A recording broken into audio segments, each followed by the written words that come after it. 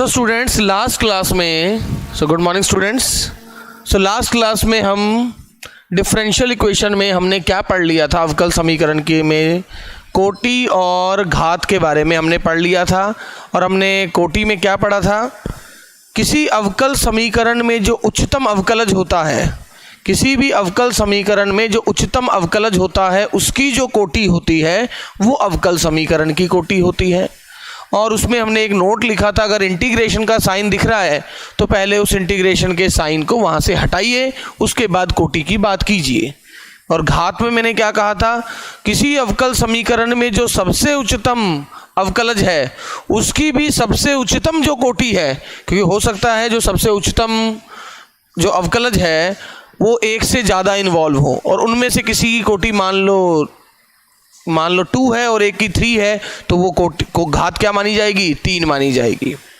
और मगर इसमें एक चीज़ और थी, घात ज्ञात करने से पूर्व इसे हमें परिमेय तथा बीजीय फलन बनाने के उपरांत ही ये सब काम करना पड़ेगा, ये फलन से भी स्वतंत्र होता है।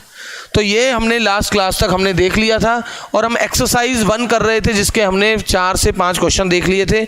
आज मैं फिर एक्सरसाइज के क्वेश्चन उठा रहा हूँ।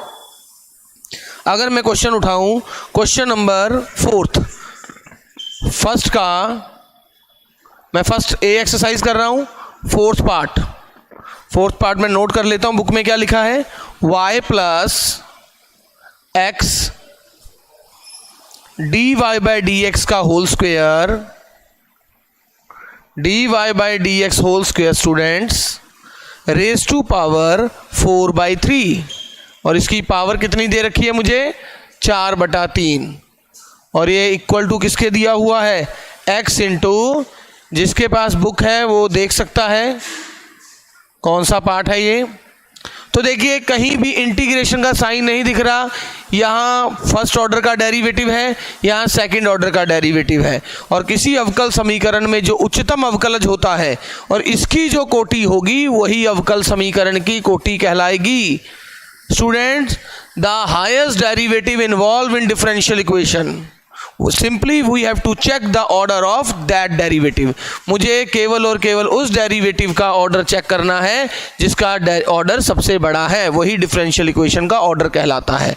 तो क्या करें, मगर घात ज्ञात करने से पूर्व अवकलजों के संदर्भ में इसे परिमेय फलन तथा पूर्ण बीजीय बनाने के उपरांत तो पावर बटा में नहीं होनी चाहिए। हाँ, अगर y की पावर 4/3 हो, कुछ ऐसा क्वेश्चन होता students, d Y by D x is equal to y की पावर 2/3, तो हमें कोई फर्क नहीं पड़ता, इसको हटाने की जरूरत नहीं है। अवकलजों के संदर्भ में पावर बटा में नहीं होनी चाहिए, ये 1/y भी हो सकता है, 1/x भी हो सकता है, कोई इशू नहीं है। बट अवकलजों के संदर्भ में इसे पूर्ण बीजीय तथा परिमेय फलन बनाने के उपरांत it must be free from radicals and fractions, also from transcendental functions. तो देखिए दिया समीकरण है, ये समीकरण मुझे दिया हुआ है, तो मैं इसे क्या कर रहा हूं, दोनों साइड, दोनों तरफ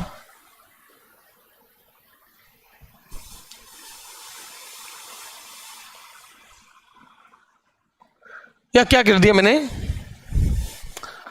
क्यूब कर दिया दोनों साइड।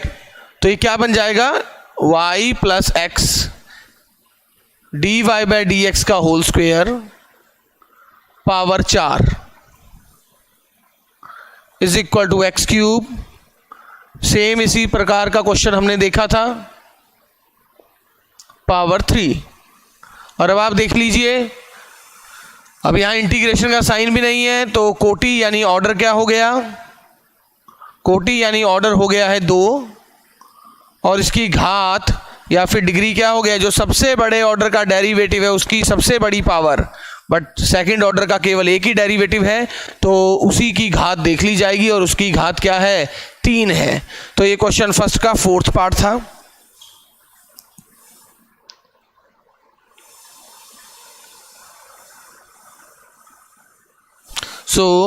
एक बार आप इसको स्टूडेंट ट्राई कीजिए, बहुत सिंपल क्वेश्चन है।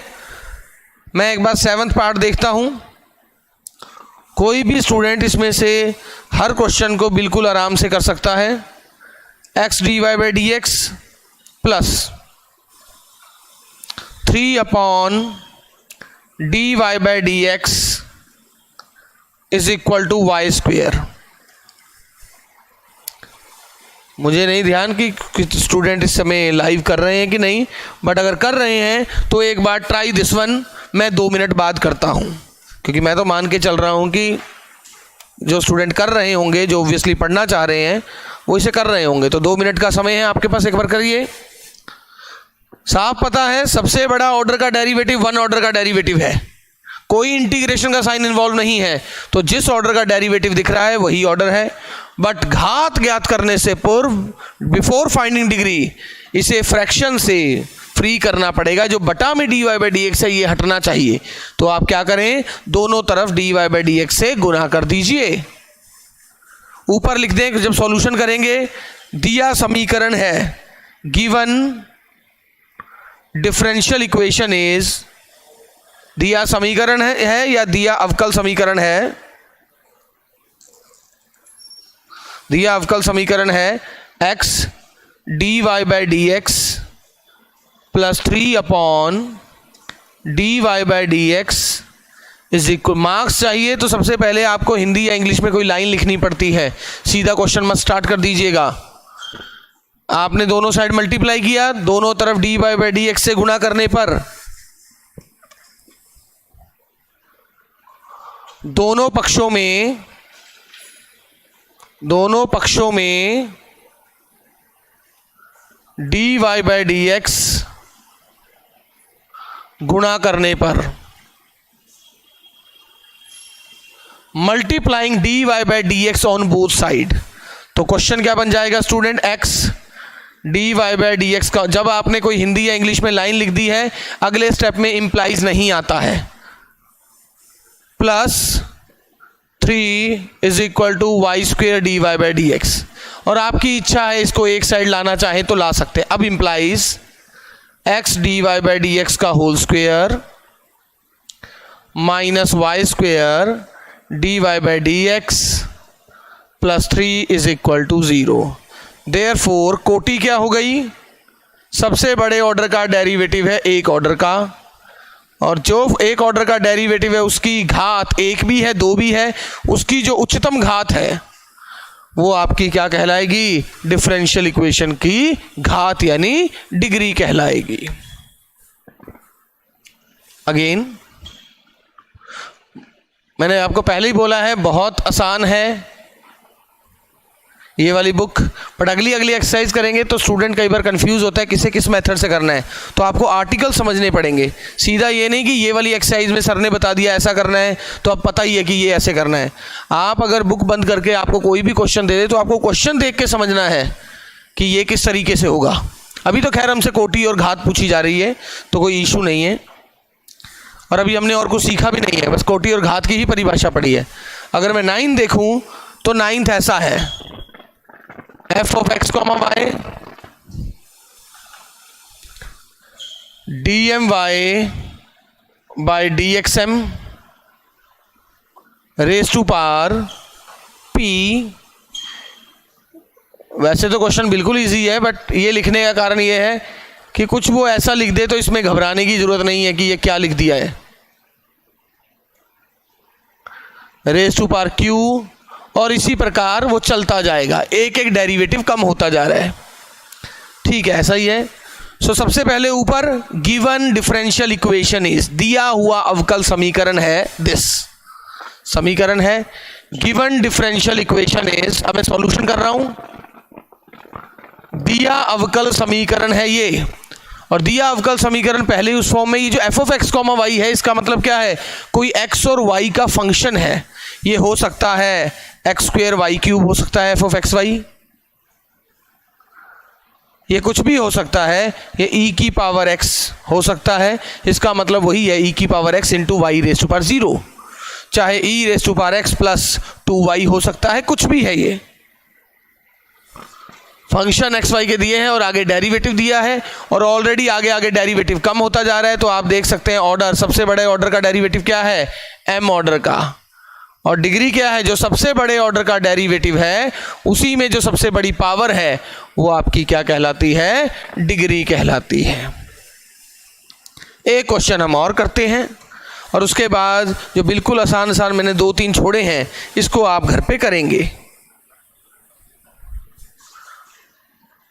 11 देखें, d square Y by D x square plus 1 plus D Y by D x का होल स्क्वेयर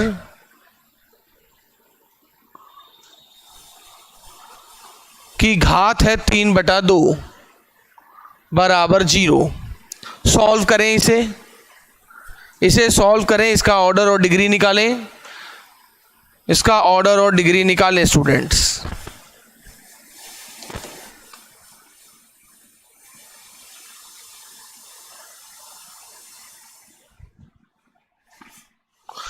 इसका ऑर्डर और डिग्री निकालें।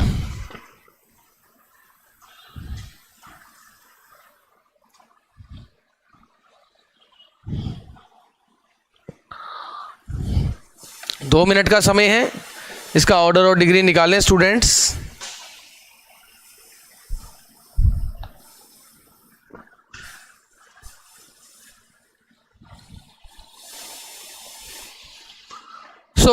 अब देखिए ऑर्डर एंड डिग्री अगर किसी ने निकाल दिए तो मैं बात करूं आगे। एमएससी कब स्टार्ट होगी? स्टूडेंट ऐसे कमेंट ना करें, एमएससी कब स्टार्ट होगी, ये कब स्टार्ट होगी, मुझे 10:30 के बाद कॉल कर लें। गिवन इक्वेशन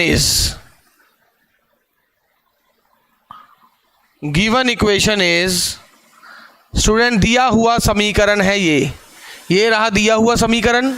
अब आप देखिए, वैसे तो ऑर्डर तो साफ दिख रहा है, 2 है, सबसे बड़े ऑर्डर का डेरिवेटिव 2 है, इसकी घात बट घात निकालने से पहले अवकलजों के संदर्भ में वो ये ऐसे जो पावर है ये बटा में नहीं होनी चाहिए, तो उसके लिए हम क्या करेंगे, d square Y by D x square is equal to minus 1 plus D Y by D x का होल स्क्वेयर की power 3/2।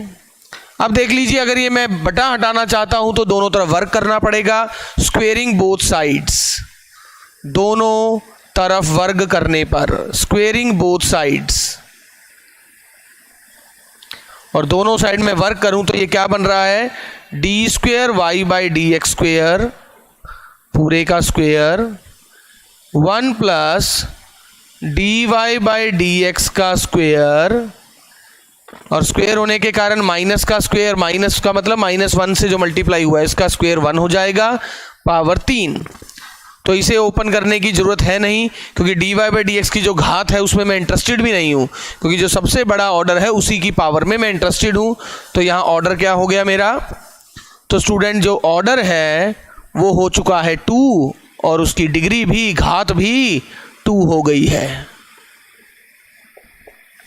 So this one is question number 1 in exercise 1A। So exercise 1A का question number 1 ये है आपका। मैं आपको exercise इसमें कराऊंगा पूरी, और एग्जाम्पल जो है वो आपको घर पे खुद करने हैं। एग्जाम्पल का मतलब है वो सॉल्व्ड है, उसे हमें खुद ट्राई करना है, वो एक तरह से हमारे लिए, ताकि ना कुछ समझ आए तो एक बार कैलकुलेशन सही चल रही है कि नहीं उसके लिए आप बुक खोल के देख लें। तो मैं एग्जाम्पल नहीं कराऊंगा, ना के बराबर, कोई एक आधा पूरी बुक में एग्जाम्पल करा दिया तो अलग बात है, बट एग्जाम्पल आपको जरूर करने हैं। हाँ, कोई एग्जाम्पल नहीं हो तो मुझे जरूर बताना है, ठीक है ना। सो आगे देखिए, अवकल समीकरण का हल, अगला टॉपिक डालें, सॉल्यूशन ऑफ डिफरेंशियल इक्वेशन।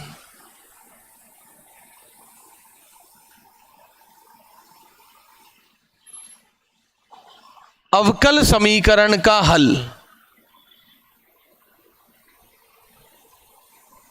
अवकल समीकरण का हल, अवकल समीकरण का हल। सो अब देख लें स्टूडेंट्स,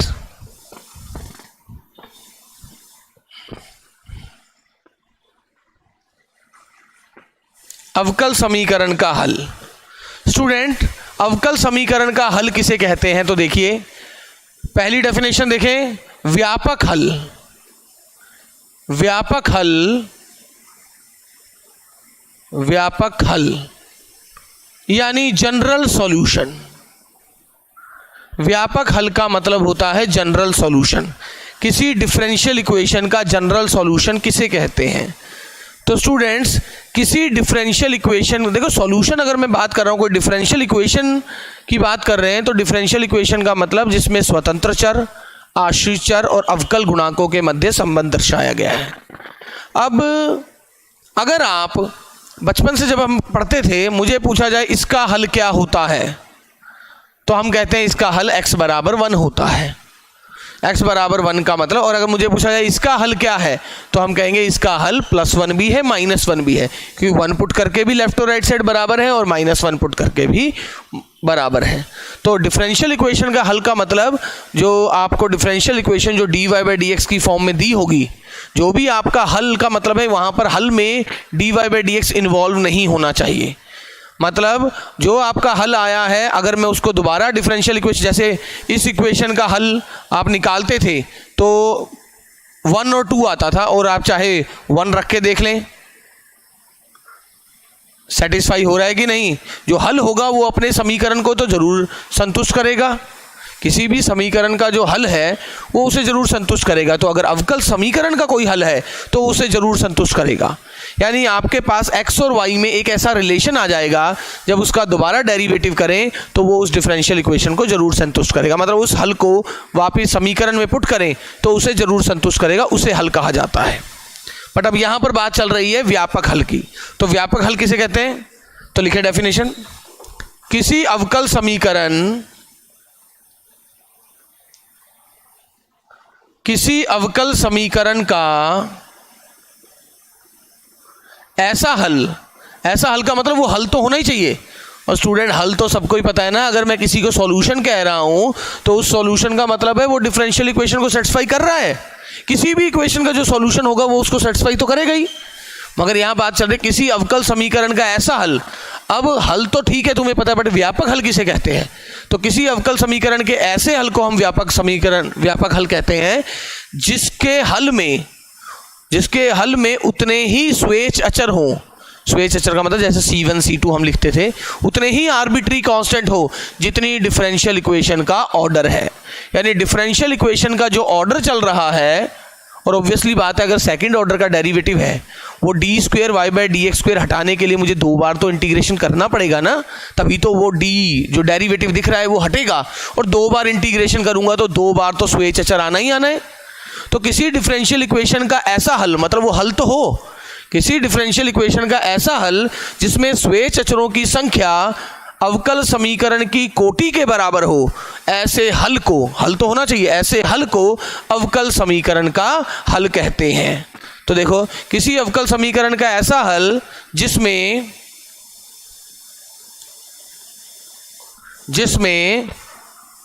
स्वेच्छ अचरों की संख्या, जिसमें स्वेच्छ अचरों की संख्या सिर्फ पहली एक्सरसाइज ऐसी है, उसके बाद तो हर एक्सरसाइज में क्या होगा, आपके पास प्रॉपर एक एक मेथड दिया है, भाई इस टाइप के क्वेश्चन को सॉल्व करने का ये तरीका है।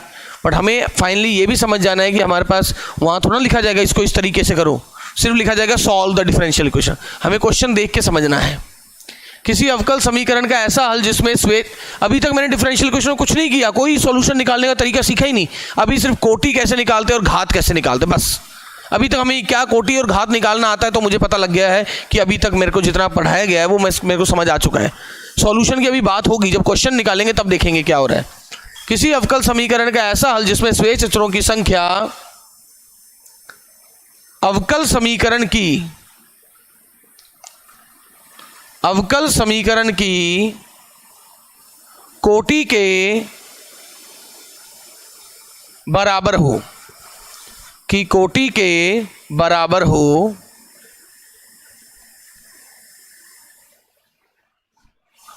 उसे अवकल समीकरण का व्यापक हल कहते हैं।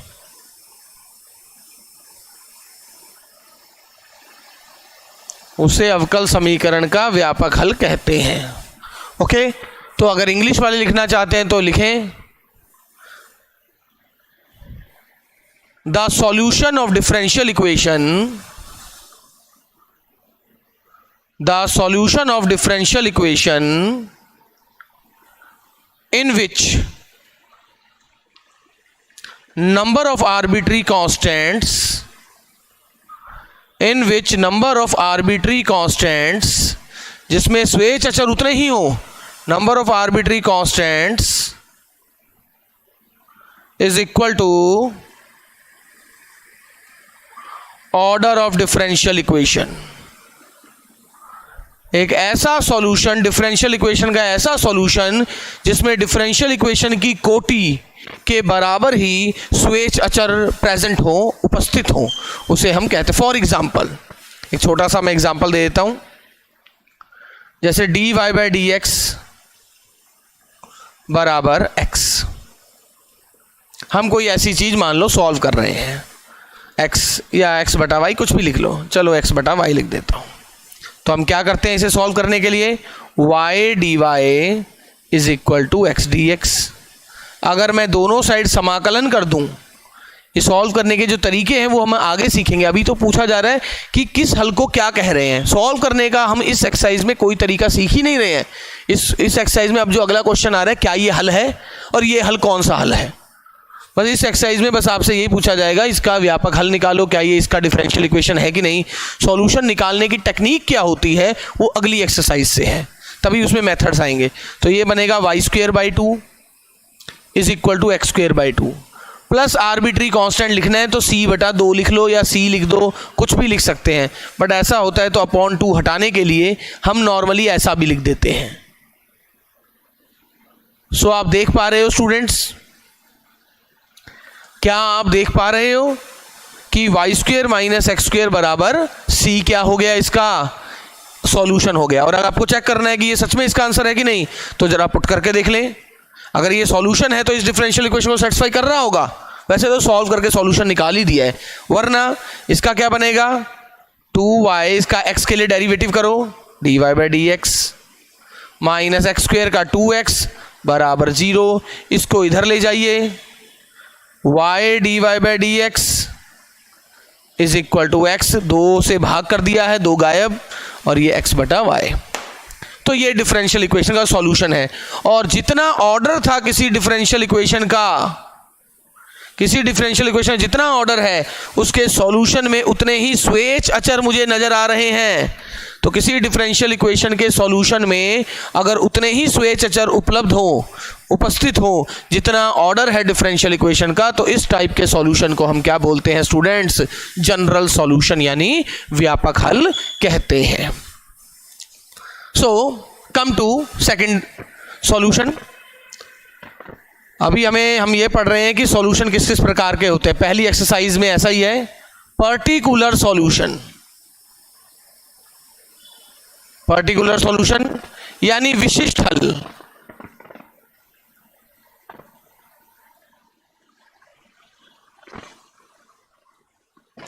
विशिष्ट हल स्टूडेंट्स, अगेन ये भी हल है, बट किस हल को हमने व्यापक हल बोला है हमने देख लिया। अगर मान लो मुझे कोई डिफरेंशियल इक्वेशन दे दी गई है और आखिरी में मेरे पास 4 आंसर दे दिए गए हैं और बोला जाए इनमें से इसका हल कौन सा है, 4 मान लो ऑप्शन, 4 क्वेश्चन है, बताए हुए भाई इनमें से, इन चारों में से इसका कोई हल है, तो हम कहेंगे भाई हल है, फिर तो हमें एक बार पुट करके देखना पड़ेगा। अगर पुट करके वो सेटिस्फाई कर गया तो वो हल होगा। और वो कह रहे हैं मान लो ये दोनों पुट करके सेटिस्फाई हो रहा है, तो अब मैं क्या कहूँगा, जितना इसका ऑर्डर था ना, जिस डिफरेंशियल इक्वेशन में उतने ही स्वेच्छ अचर हैं, वही उसका हल हो सकता है, वरना हल नहीं हो सकता है। ओके, तभी आप एक चीज आपने देखी कि मैंने आपको फर्स्ट एक्सरसाइज का ए पार्ट का जो पहला क्वेश्चन कराया था, ऑर्डर एंड डिग्री का, ऐसा था, पता नहीं क्या था, +5 dy by D x is equal to integration x cube. अब किसी बच्चे के दिमाग में आता है सर अगर मैं इसका एक्स स्क्वेयर या एक्स क्यूब जो भी है, चलो एक्स स्क्वेयर वट एवर, ठीक है, बुक में ऐसा लिखा है कि डेरिवेटिव कर दो, अदरवाइज अगर मैं इसका ये इंटीग्रेशन कर देता,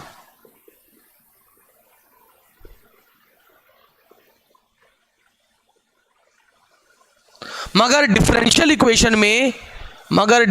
इक्वेशन में कोई भी आर्बिट्री कांस्टेंट आपको नहीं दिखता है।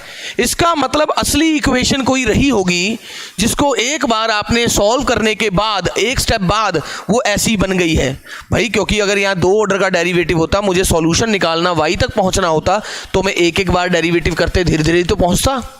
क्योंकि अगर सेकंड ऑर्डर का डेरिवेटिव होता, पहली बार जब मैं इंटीग्रेशन करता तो क्या बनता, तो प्लस c दिख जाता, दूसरी बार करता तो c1x प्लस d दिख जाता, तब 2 आर्बिट्री कांस्टेंट आते।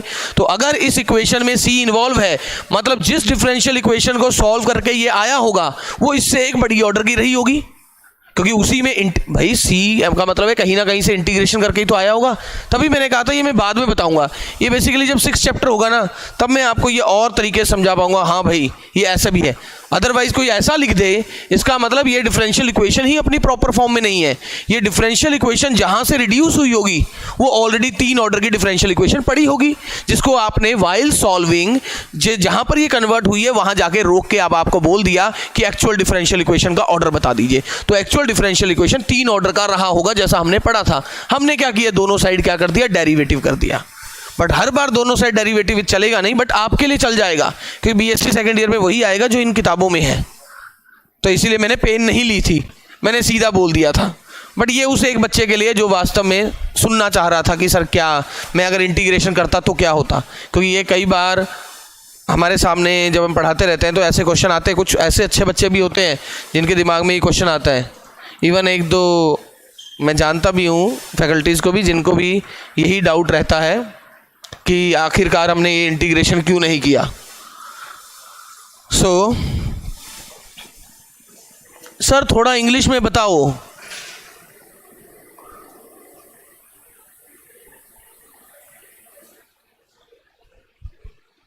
सर बुक नहीं है, मैंने भी बड़ी मुश्किल से ढूंढी। आज तक बीएससी को पढ़ाते थे तो बच्चे सामने होते थे, उनमें से किसी की बुक उठा लेता था। बुक नहीं है तो क्या किया जाए बताओ।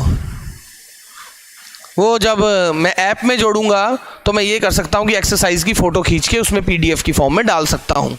अभी तो क्या करूँ बताओ। तो खैर विशिष्ट हल तो कोई भी एक बच्चे ने ले रखी है, उससे व्हाट्सअप करा के मांग लो भाई, या मुझसे ही मांग लेना। मुझे अगर कोई मैसेज करेगा तो मैं उसे फ़ोटो खींच के भेज दूंगा, कोई दिक्कत नहीं है। तो किसी अवकल समीकरण का ऐसा हल जिसमें स्वेच अचर, अच्छा अब मैं कर रहा हूं विशिष्ट हल। तो क्या कह रहे हैं स्टूडेंट, विशिष्ट हल किसे कहेंगे?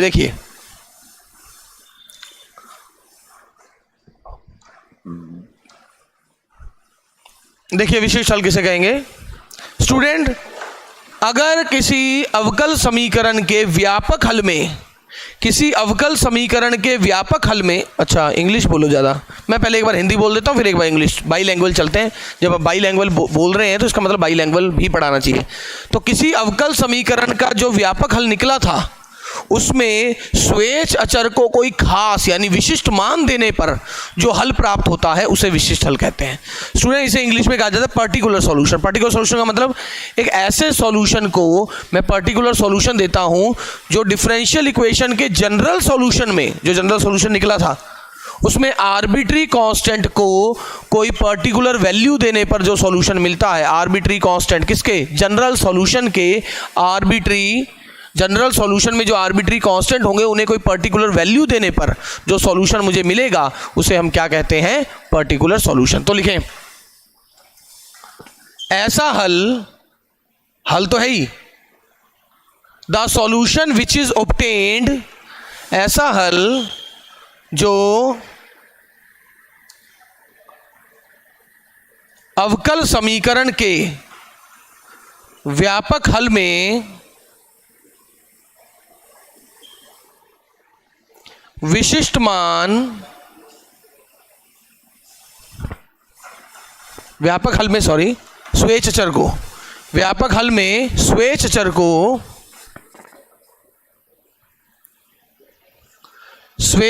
को विशिष्ट मान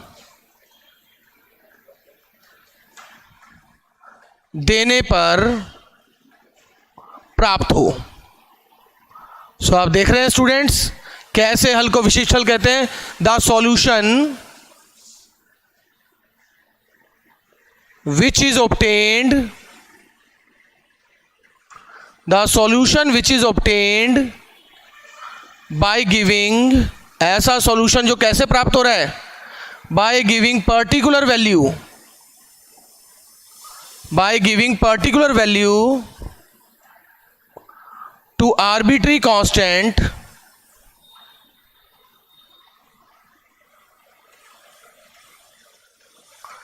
in, by giving particular value to arbitrary constant in general solution।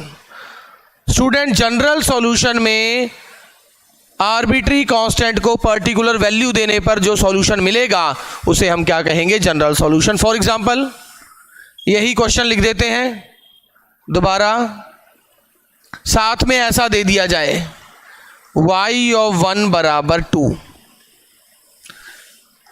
और y of 1 का मतलब y डिपेंड अपॉन x है, क्योंकि dy बाई डी एक्स कहने का मतलब क्या है, इसमें x स्वतंत्र है, डेरिवेटिव x के लिए हो रहा है, और जिसके लिए डेरिवेटिव होता है, डेरिवेटिव का मतलब भी तो रेट ऑफ चेंज है, चेंज तो वही होगा जो स्वतंत्र होगा।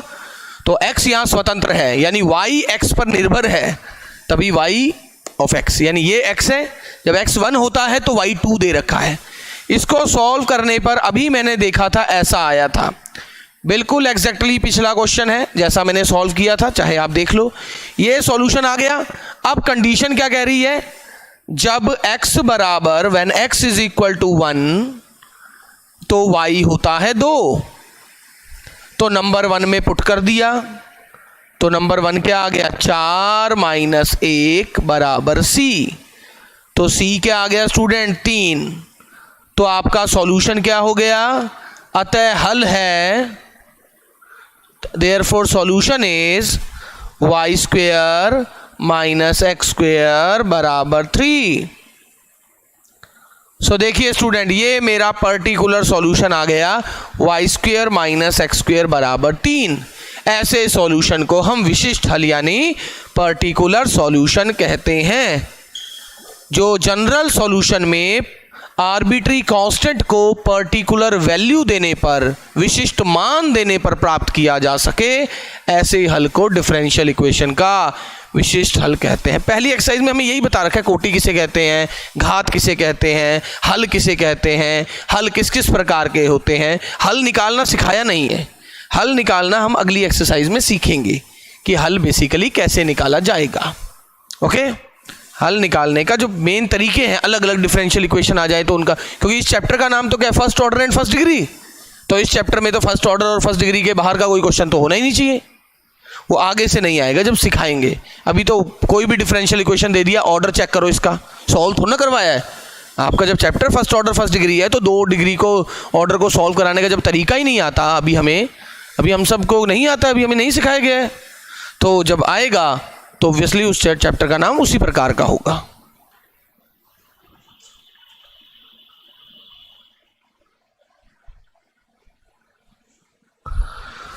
सो अब थर्ड वन देखें, विचित्र हल।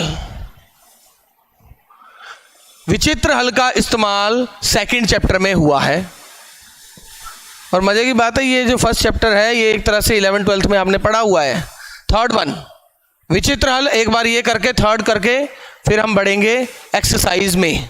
सीधा एक्सरसाइज में क्वेश्चन कैसे करते हैं, विचित्र हल यानी सिंगुलर सॉल्यूशन। सिंगुलर सॉल्यूशन, विचित्र हल।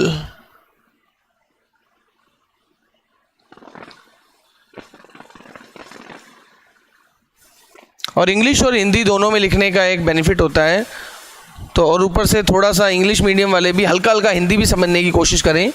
ऐसा मुझे कोई प्रॉब्लम नहीं है, मैं दोनों लैंग्वेज में उतना ही कंफर्टेबल हूं।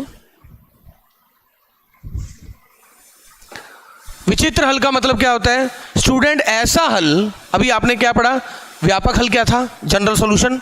किसी डिफरेंशियल इक्वेशन में ऐसे हल को जनरल सॉल्यूशन कहते हैं जिसमें उतने ही आर्बिट्री कांस्टेंट इन्वॉल्व होंगे, उतने ही आर्बिट्री कांस्टेंट उपस्थित होंगे, स्वेच्छ अचर उतने ही होंगे जितनी उस अवकल समीकरण की कोटि हो। फिर विशिष्ट हल क्या था? उस स्वेच्छ अचर को कोई खास मान देने पर जो हल मिलेगा उसके लिए आपको कंडीशन दे दी गई थी।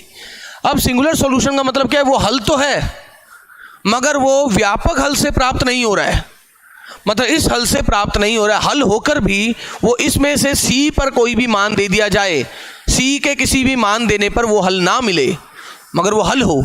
हल का मतलब इक्वेशन को सेटिस्फाई कर रहा है बट वो फिर भी सी के किसी मान देने पर भी वो प्राप्त नहीं होगा। ऐसे हल को हम क्या कहेंगे? विचित्र हल। तो लिखें ऐसा हल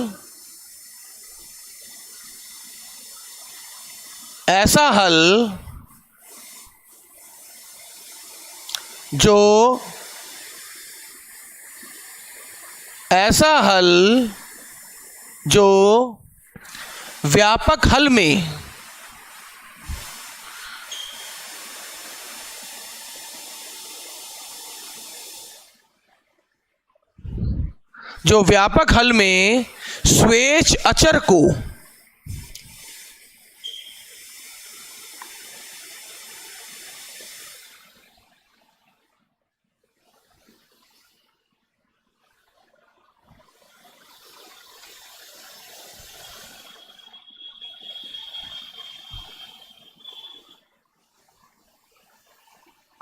स्टूडेंट्स, मैं क्या बोल रहा था?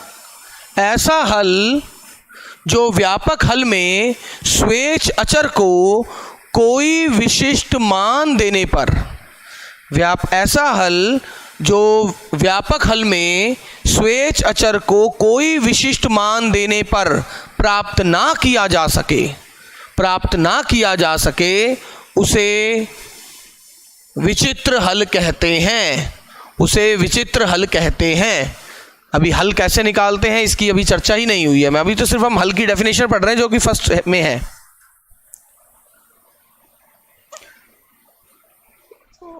क्यों ऐसे मैसेज कर रहे हो सर? फर्स्ट ग्रेड का नहीं स्टार्ट कर रहे हो? आपको बोला है मैंने, आप मुझे 10:30 बजे के बाद कॉल कर लीजिएगा, मैं बता दूंगा सब, ठीक है ना?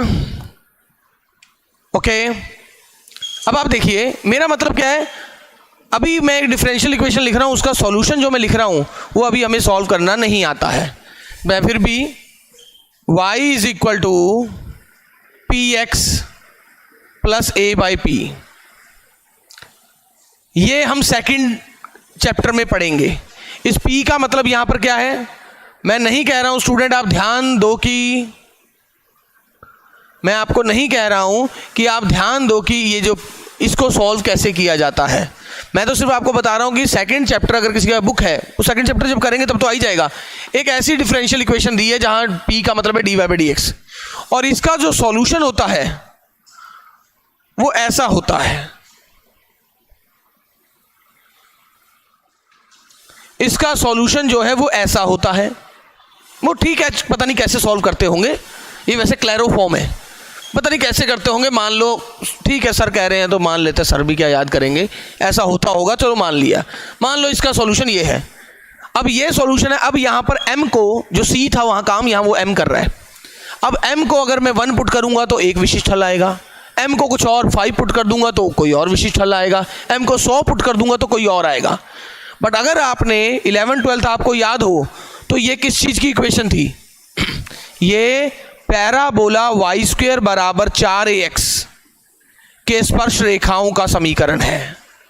और जो स्पर्श रेखा है वो टच करती हुई जाती है, सेटिस्फाई करती है। तो देखिए मैं क्लेम कर रहा हूं y² बराबर 4ax भी नंबर 1 का हल है। स्टूडेंट केवल मैं विचित्र हल की परिभाषा बताना चाहता हूं आपको, मगर अभी हम इतना कम जानते हैं कि उसके लिए मैं इसको सॉल्व करना नहीं जानता हूं। तो विचित्र हल को जानना मेरे लिए थोड़ा मुश्किल है, बट मैं फिर भी सिर्फ डेफिनेशन लिखी थी इसलिए मैं बता रहा हूं। और इतना मान लो कि सर कह रहे हैं तो चलो एक बार सर भी क्या याद करेंगे, मान लेते हैं कि ये इसका हल होता होगा, जो कि हमें आगे सेकेंड चैप्टर में पता लगेगा। माना y² बराबर ax, मैं चेक कर रहा हूं इसका हल है कि नहीं। अगर हल है तो संतुष्ट करना चाहिए, हल है तो संतुष्ट करना चाहिए। तो आप देखिए यहां से dy/dx क्या हुआ, 2y dy by dx is equal to 4a। So dy by dx क्या हुआ, जिसे हम p कह रहे हैं, 4a बटा 2y, तो क्या हुआ 2a अपॉन y। अगर ये हल है तो ये संतुष्ट करेगा, मैंने नंबर 1 में पुट किया। Therefore number 1 implies, right hand side कर रहा हूं, y के बराबर आना चाहिए, p का मतलब ये रहा, into x plus a upon p, 2a बटा y। अब मैंने क्या किया, a से a कैंसिल आउट हो गया, इसका एलसीएम आ गया स्टूडेंट 2y, y से y, तो ये क्या बन गया 4ax प्लस वाई स्क्वेयर, और 4ax किसके बराबर है, y स्क्वेयर के बराबर, तो 2y स्क्वेयर बटा 2y, जो कि y आ गया है, और y मतलब लेफ्ट हैंड साइड आ गया है। तो जैसे ही मैंने इसको यहां पुट किया, इसको पुट किया तभी तो भाई 4ax की जगह कभी y स्क्वेयर पुट कर दिया, सॉरी इसको जब मैंने यहां पुट किया, p का मतलब डेरिवेटिव भी वैल्यू यहां से निकाल के पुट की, तो देखा मैंने राइट हैंड साइड और लेफ्ट हैंड साइड बराबर हो गया, जो कि एक हल आ गया। तो ये भी एक हल है, मगर m को चाहे आप 1 पुट करो चाहे 2 पुट करो, y स्क्वेयर आ ही नहीं सकता है, यानी कभी भी मान देने पर प्राप्त नहीं हो रहा है। मेरा एक कहने का मतलब देखिए, सुनो एक बार, इस टाइप का जो हल होता है, इस टाइप का जो हल होता है वो हल क्या होगा, व्यापक हल।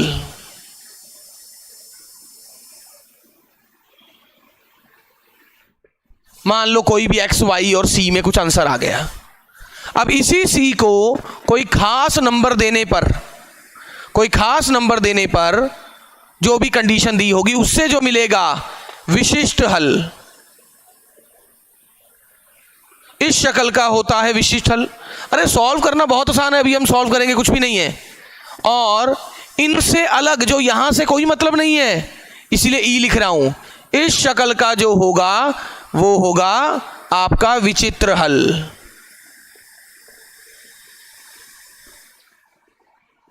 वो आपका होगा विचित्र हल। अगर आप चीजों को समझते हुए जाएंगे स्टूडेंट, अगर मान लो मैं आपको चीज़ें समझ, आपको इसमें से 60 to 70% भी समझ आ गया, तो पेपर में कभी कंफ्यूज ही नहीं होंगे, यार पता नहीं इसको कैसे करते हैं, सब चीज़ इतनी नॉर्मल होती जाएगी, क्योंकि डिफरेंशियल इक्वेशन में क्या है, आपको सॉल्व भी तो करना है, थोड़ी सी इंटीग्रेशन आनी चाहिए, उसके बाद जो मेथड है अगर उसमें आप कंफ्यूज ही नहीं हो कि किसमें क्या लगाना है तो कोई प्रॉब्लम ही नहीं है।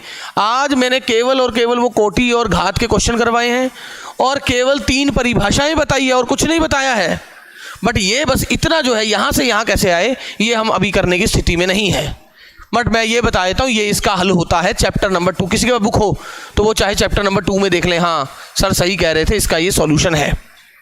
चलो मैं चलते चलते एक क्वेश्चन आपको जरूर करा देता हूँ, बढ़ते हुए क्वेश्चन नंबर 2 का एक पार्ट मैं आपको करवा देता हूँ। मैं रब कर रहा हूँ इसे ताकि आप देख लें कि जब सॉल्यूशन सर लिख रहे थे, अब किसी डिफरेंशियल इक्वेशन का सॉल्यूशन कैसे फाइंड आउट, अगर आपको बता रखा है ये एक सॉल्यूशन है, ये किसी डिफरेंशियल इक्वेशन का सॉल्यूशन है, तो बताओ वो डिफरेंशियल इक्वेशन निकालो। तो सबसे पहले मैं देखूंगा अगर ये डिफरेंशियल इक्वेशन का जनरल सॉल्यूशन है तो इसमें कितने स्वेच्छ अचर पड़े हैं, कितने आर्बिट्री कांस्टेंट। अगर उसमें आर्बिट्री कांस्टेंट 2 हैं तो मतलब ये जिसका सॉल्यूशन रहा होगा उसकी कोटि 2 रही होगी, क्योंकि जो डिफरेंशियल इक्वेशन की कोटि होती है उसके व्यापक हल में उतने ही तो स्वेच्छ अचर होते हैं। तो मुझे कुछ नहीं करना, 2 बार डेरिवेटिव कर देना है। 2 बार डेरिवेटिव करेंगे तो 2 नई इक्वेशन आ जाएगी, 2 इक्वेशन ये और एक दी हुई है। इन 3 इक्वेशनों को सॉल्व करके आपको ए बी सी जो भी स्वेच्छ अचर लिखा होगा, आपने जो भी क्वेश्चन में स्वेच्छ अचर दिया होगा उसको गायब कर देना है, क्योंकि डिफरेंशियल इक्वेशन में आर्बिट्री कांस्टेंट नहीं होता है जो प्रॉपर फॉर्म में होती है, जहां पर मैं कोटि और घात की बात करता हूं। देखें क्वेश्चन नंबर 2, क्वेश्चन नंबर 2 क्या लिखा हुआ है, वे अवकल समीकरण ज्ञात कीजिए, वे अवकल समीकरण ज्ञात कीजिए जिनके हल हैं, find differential equation whose solution is. पहला पार्ट है हमारे पास, थोड़े पहले पार्ट में हल्की सी मिस्टेक है, उसको मैं ठीक करवा रहा हूं। A E raise to power X, X raise to power X लिखा है बाय मिस्टेक इन्होंने, plus B E raise to power minus X plus X square. But उसमें अगर मैं वो लिख के भी सॉल्व करता तो जैसा भी आंसर आता वो मेरा आंसर होता, इससे कोई नहीं। पेपर में गलत थोड़ा ना लिखेंगे, और पेपर में गलत लिखेंगे तो हमें उसी को करके तो सॉल्व करना पड़ेगा कि हमें पता था कि वहाँ बुक में गलत लिखा हुआ था। हमें तो भाई क्वेश्चन दिया, हमें तरीका आना चाहिए। अब यहाँ देखिए, वैसे तो अगर बुक्स में सही चीज़ें बात की हो तो इन्हें लिखना चाहिए यहाँ ए और बी स्वेच्छ अचर है। प्रॉपर क्वेश्चन तो ऐसे ही बनता है। तो अब देखिए, अब उन्होंने बोला है वो डिफरेंशियल इक्वेशन फाइंड आउट करो जिसका हल ये है, और क्योंकि इसमें दो स्वेच्छ अचर हैं तो ये जिस डिफरेंशियल इक्वेशन का हल रहा होगा, तभी तो dy बाई डी एक्स नहीं दिख रहा, हल तो है ये x और y में रिलेशन, तो ये जिस भी डिफरेंशियल इक्वेशन का सॉल्यूशन रहा होगा उसकी कोटि 2 होगी। मतलब अब इसे 2 बार डेरिवेटिव करेंगे, फिर इन 3 इक्वेशन को सॉल्व करके मुझे a और b को रिमूव करना है, हटाना है। तो देखिए, दिया हुआ अवकल समीकरण है, given differential equation is x y a E raise to power x plus B E raise to power minus x. इसे दे दे नंबर 1। नंबर 1 का x के सापेक्ष अवकलन करने पर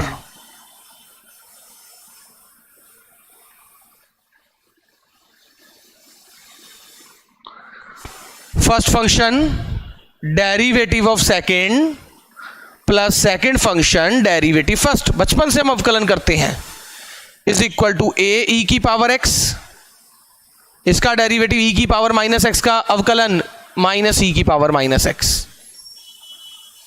प्लस 2x। ये आ गया सेकेंड। पुनः x के सापेक्ष अवकलन करने पर थोड़ा सा हल्का सा फास्ट ले रहा हूं, क्लास का टाइम हो गया अगली। First function derivative of second plus second function derivative of first plus इसका डेरिवेटिव y का ए ई की पावर x, इसके कारण फिर माइनस आ जाएगा प्लस 2। तो इन 3 इक्वेशनों का यूज करके a और b गायब करना है। और अगर आप ध्यान से देखो, 1 से इसकी वैल्यू निकाल के अगर मैं इसमें डाल दूं, इसकी ये जो है, सीधा a और b गायब हो रहा है, सीधा इसकी वैल्यू उठाकर, इसकी वैल्यू क्या है X Y minus x square, number 1 तथा 3 से X D square Y by D x square plus D Y by D x plus D Y by D X 2dy by D x, और इसकी value number 1 से मैंने क्या लिख दी, X Y minus x square, और बच गया प्लस 2। तो देखिए आपका a और b गायब हो चुका है, और ये आपकी वो डिफरेंशियल इक्वेशन है जिसका सॉल्यूशन आपको दिया हुआ है। निकालते कैसे, डिफरेंशियल इक्वेशन को सॉल्व कैसे करते, वो तो हमें अभी भी नहीं आता, बट हाँ ये जिस डिफरेंशियल इक्वेशन का सॉल्यूशन है वो ये है, बट ये निकलता कैसे है उसके तरीके तो अभी हम सीखेंगे अवकल समीकरण में। ठीक है, सो स्टूडेंट्स, एक क्वेश्चन आप घर से करिए, और बाकी जिसके बुक्स हैं वो तो आगे एक्सरसाइज जितनी हो पाए उतनी करने की कोशिश कीजिए, मैं आगे करूंगा कल। अब यहां देख लीजिए, यहां एक ही स्वेच्छ अचर है a, तो केवल एक बार अवकलन करके गायब करना है। थोड़ा सा फास्ट चल रहा हूं हल्का सा, ताकि केवल एक बार अवकलन करना है। दिया समीकरण है ये रहा, एक बार अवकलन करना है, a को हटाना है, वाई स्क्वेयर का 2y dy by D x. अरे पहले पावर आती है एक पावर कम, उस y का derivative dy by D x, 4ax का 4a स्क्वेयर का 0 हो गया। तो अब आप देख रहे हो आपको नंबर 1 और 2 का यूज करके, तो क्यों ना यहां से a निकाला जाए। a क्या है, y बटा 2 dy बाई डी एक्स बराबर a। ये रहा नंबर 1, ये रहा नंबर 2। केवल एक ही बार अवकलन करना है क्योंकि एक ही तो स्वेच्छाचर है। अब इस a की वैल्यू यहां पुट कर दीजिए, वरना इस क्वेश्चन को मेरे पास जगह क्या करूं, चलो इधर लिख देता हूं। उम्मीद है दिख रहा है ना, इधर दिखता है। तो a क्या, नंबर 1 तथा 2 से y स्क्वेयर बराबर 4 इंटू a